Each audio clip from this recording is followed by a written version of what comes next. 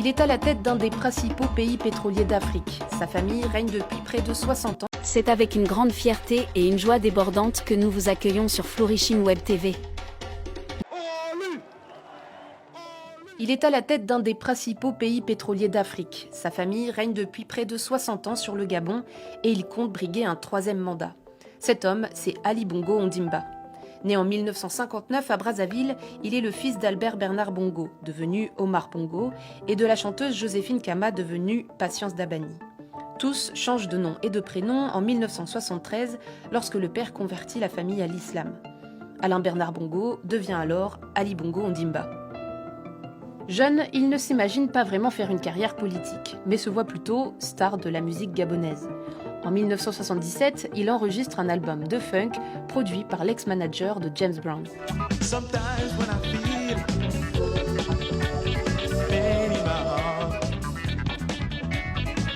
Mais la politique le rattrape. Après avoir effectué ses études en France, il revient au pays et travaille dans le cabinet de son père. À 30 ans, il devient ministre des Affaires étrangères.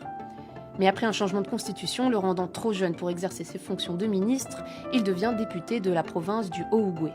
On lui reproche alors d'être éloigné de son électorat, de ne pas connaître la langue locale et de ne pas résider dans la circonscription. Des critiques qui ne l'empêcheront cependant pas de poursuivre son ascension politique, car en 1999, il devient ministre de la Défense et le reste jusqu'en 2009. Si son père est à la tête du pays depuis 40 ans, Ali Bongo est lui plus méconnu et moins médiatique. Mais à la mort de son père, en juin 2009, il est placé au centre de l'attention politique et est désigné candidat pour représenter le Parti démocratique gabonais, le parti du pouvoir. La rengaine a comme un air de déjà entendu. Sans doute parce qu'il y a beaucoup plus qu'un air de famille dans cette campagne gabonaise. Ce ne sont plus les louanges du patriarche Bongo qu'on chante sur le tarmac de l'aéroport de Koulamouto. Mais désormais, celle de son fils, Ali Ben, qui brigue sa succession dimanche prochain. Le 30 août 2009, Ali Bongo gagne l'élection présidentielle à tour unique, avec 42% des voix, ce qui provoque une contestation populaire qui fera 3 morts selon les autorités. Le Gabon, c'est une république, ce n'est pas un royaume. Nous avons décidé que le pouvoir ne peut pas aller du père au fils. C'est faux. Ali Bongo prend alors les rênes d'un des plus importants pays pétroliers d'Afrique. Les réserves sont exploitées à l'époque par des compagnies étrangères et en particulier françaises comme Elf Aquitaine devenue Total Energy. En 2009, le Gabon est un fidèle partenaire de la France, pilier de la relation France-Afrique. Depuis l'indépendance du pays en 1960, des forces françaises se trouvent sur le territoire gabonais. Les liens entre les deux pays sont étroits. Bongo père aurait financé plusieurs partis français, ce que les 2 principales forces politiques de l'époque ont toujours nié.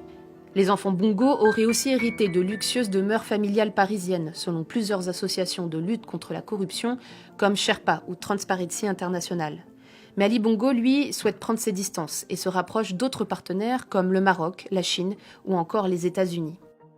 Je crois avoir indiqué une fois que je ne connaissais pas la France-Afrique. À tel point que lors de sa 2e élection, la France demande le recomptage des bulletins et exprime des doutes sur les résultats des élections qui donnent Ali Bongo gagnant. Ce dernier emporte cependant l'élection officiellement avec 5500 voix de plus sur son opposant Jean Ping. La répression de la contestation est encore plus brutale que celle qui avait suivi la précédente élection. Les opposants dénombrent près d'une 30aine de morts. En 14 ans de pouvoir, malgré la richesse en ressources naturelles du Gabon, la pauvreté n'a pas reculé et a même sensiblement augmenté.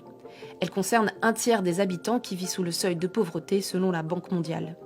Un bilan qui va à l'encontre des promesses électorales d'Ali Bongo faites lors de sa campagne de 2016 qui promettent une amélioration des conditions de vie. Selon un rapport rédigé par des économistes gabonais, seules 13 promesses sur 105 annoncées par le président auraient été réalisées. Ali Bongo, par exemple, a annoncé la construction de 700 crèches à travers le pays. S'il y a des gens qui veulent apporter la contradiction, simplement il faut qu'on nous montre ces 700 crèches, si on s'est trompé. Et selon vous, elle n'existe pas aujourd'hui? Elle n'existe absolument pas. Il n'y a aucun Gabonais qui pourra vous dire qu'on a construit 700 crèches au Gabon. Ou bien il y a un lieu bien connu à Libreville qui s'appelle la Cité de la Démocratie. À l'intérieur, le président s'était engagé à construire 110 000 m² de bureaux pour offrir de meilleures conditions de travail aux fonctionnaires. Le site existe bel et bien et si vous y allez, il est rempli d'herbes. En 2018, Ali Bongo est victime d'un grave accident vasculaire cérébral alors qu'il se trouve en Arabie Saoudite. Il disparaît pendant 10 longs mois à l'étranger au Maroc afin d'entamer une rééducation et d'y poursuivre sa convalescence. Période pendant laquelle une poignée de militaires tentent même de prendre le pouvoir, mais échouent très rapidement. Malgré tout, Ali Bongo compte bien briguer un 3e mandat lors de l'élection de ce 26 août 2023. Invité de ce journal pour commenter ce processus électoral au Gabon, Maïs Moussi, bonjour. Bonjour, monsieur. Vous êtes analyste économique, vous êtes franco-gabonais, corrigez-moi si je me trompe. Et avec vous, on va essayer de comprendre ce qui est en jeu dans ce pays. On va commencer, pour entrer dans le vif du sujet, par la situation de l'opposant Albert Ondo Ossa, désigné par ce bloc pour affronter Ali Bongo. Quelles sont concrètement ses chances de l'emporter ? Écoutez, pour être tout à fait clair, je pense qu'Albert Ondo Ossa a toutes les chances de remporter ce scrutin. Premièrement, parce qu'en 2016, il y a une bonne partie de l'opinion qui s'est reportée sur Jean Ping. Et la question qu'on doit se poser est, qu'est-ce qui ferait qu'un électeur qui a voté pour Jean Ping en 2016 vote pour Ali Bongo en 2023 ? En sachant que le bilan est quand même assez calamiteux, 105 promesses faites par le président en 2016 pour seulement 13 réalisations.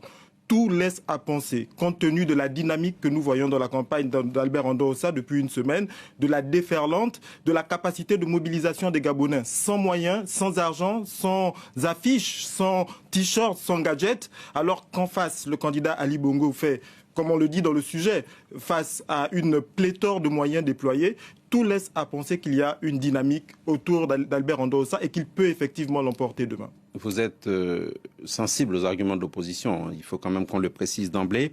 Alors, Albert Ondo Ossa, qu'on a découvert que finalement il y a une semaine, il a été désigné tard par cette plateforme d'opposition. Pourquoi est-ce qu'on a mis autant de temps avant de le choisir, à votre avis ? Écoutez, il y a eu tout un processus au sein de la plateforme Alternance 2023 pour désigner Albert Ondo Ossa. Et ce processus a pris du temps. Et ce processus a été fait de telle sorte qu'on laisse la possibilité à chacun des candidats de faire campagne, de prouver ce qu'il valait sur le terrain, de mobiliser le maximum de personnes avant de faire le choix. Et comme en 2016, l'opposition a fait le choix à 1 semaine, 10 jours de l'élection, ils ont simplement réitéré ce qui avait été fait en 2016 et qui a marché. Vous vous êtes amusé à chiffrer dans le détail le bilan d'Ali Bongo, 14 ans de pouvoir, sachant que son père, avant c'était plus de 40 ans. Ses promesses tenues, ratées, partiellement réussies ou échouées. Que diriez-vous aujourd'hui à l'électeur, l'électrice gabonaise qui ne saurait pas quel candidat choisir ? Écoutez, je pense que les Gabonais sont matures et qu'ils vivent la réalité de leur pays au quotidien. Lorsqu'on se réveille et qu'on n'a pas l'eau au robinet, c'est assez concret pour les Gabonais. Lorsqu'on est en incapacité, par exemple, de se déplacer à travers le pays, nous sommes dans une campagne où Ali Bongo a réussi à faire toutes les provinces du pays parce qu'il utilise avions et hélicoptères, mais aucun autre candidat n'a réussi parce que les routes ne permettent pas de rallier les différentes provinces du pays. Et ça, c'est assez concret pour les Gabonais.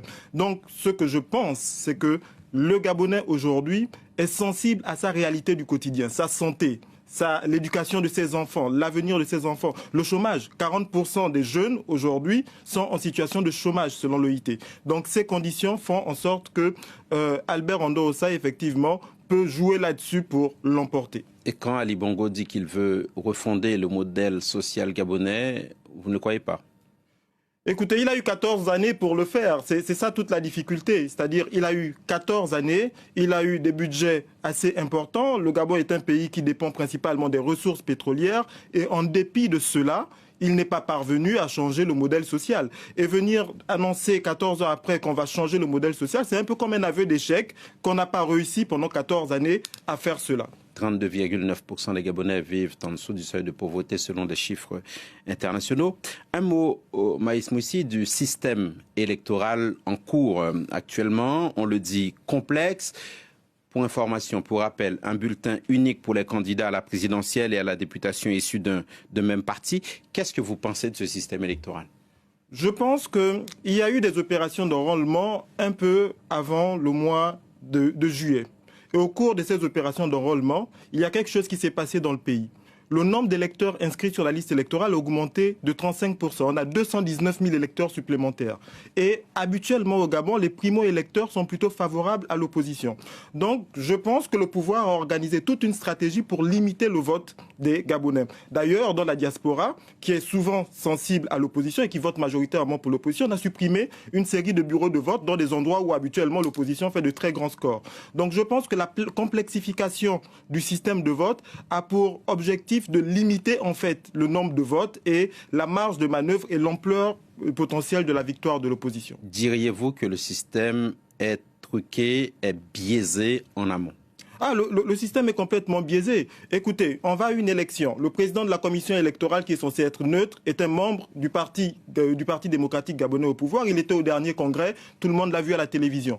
Le juge des élections, c'est la belle-mère d'Ali Bongo. Celui qui organise les élections, c'est le ministre de l'Intérieur d'Ali Bongo. Je ne sais pas comment on peut dire autre chose que cette élection sur le papier est biaisée. Mais ce n'est pas pour autant que les Gabonais ne se mobilisent pas. La mobilisation que nous voyons autour de l'alternance 2023, c'est quelque chose que nous n'avons plus vu au pays depuis quasiment une décennie. Il y a donc une dynamique et une déferlante. D'où ma prochaine question, Maïs Moussi. Quel est le sentiment qui prédomine aujourd'hui au Gabon? Quel est l'état d'esprit du pays globalement?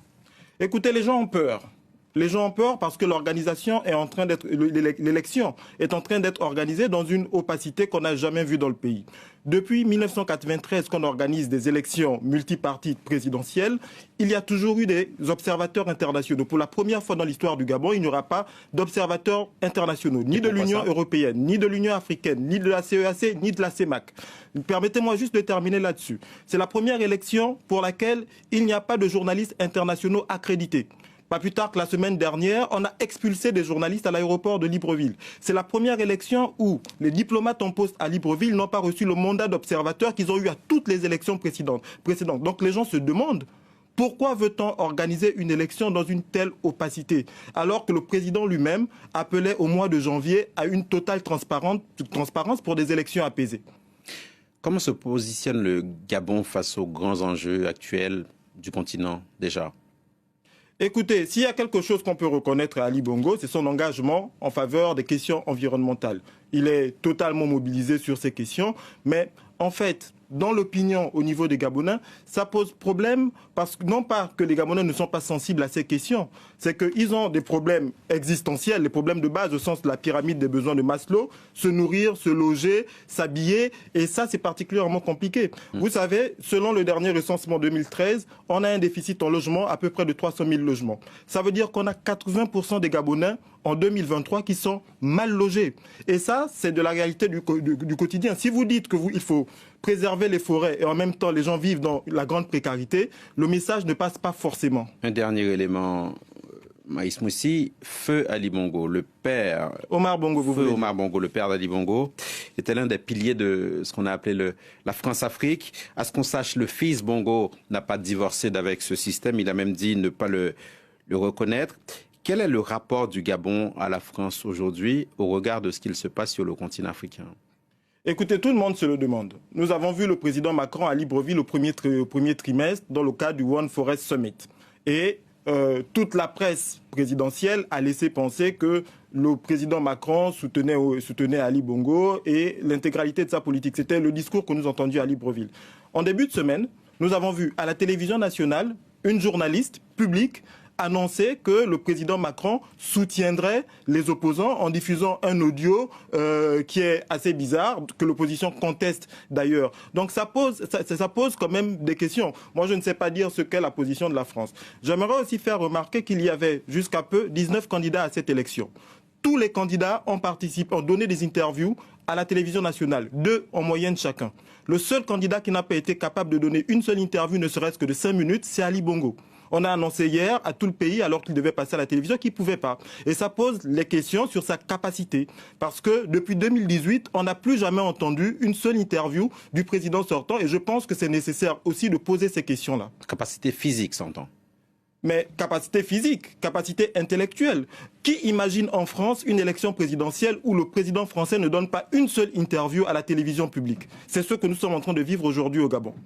Merci beaucoup, Maïs Moussi, d'être venu jusqu'à nous. Analyste économique franco-gabonais, voilà ce qu'on pouvait dire avec vous pour l'instant de ces élections générale demain samedi au Gabon. Merci.